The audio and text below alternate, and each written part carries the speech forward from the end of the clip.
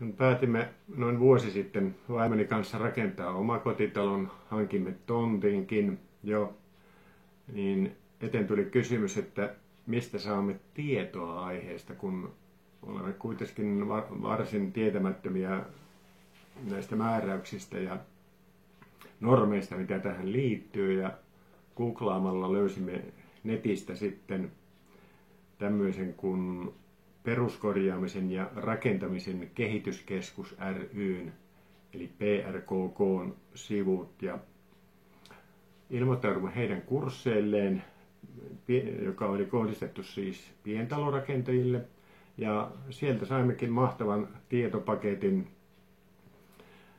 ja olimme siihen hyvin tyytyväisiä.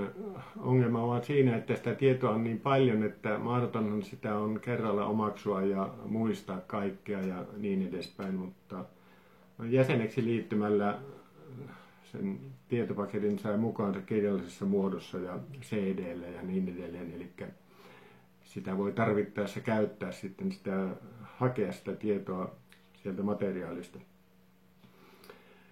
Kyse on kalliista, isosta asiasta, vaikka rakentaisi pienenkin talon, siinä menee rahakin varsin paljon, niin on syytä uhrata aikaa siihen suunnitteluvaiheeseen, koska sillä tavalla varmistaa paremman lopputuloksen ja voi sitä paitsi säästää huomattavastikin rahaa. Näin minä olen sen ymmärtänyt. Mutta mistä saa apua kokonaissuunnitteluun? Tässä on yksi kysymys. Ei sitä itse osaa tehdä. Mitä asioita suunnittelussa olisi huomioitava? Mitä asioita tontissa olisi huomioitava? Mitä lupia tarvitaan?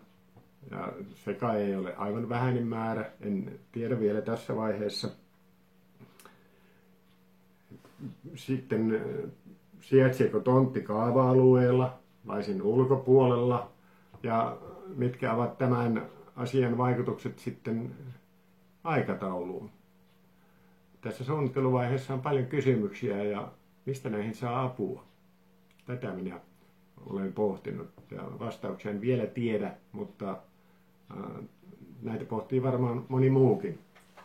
Eli ehkä ne vastaavat, jotka tietävät.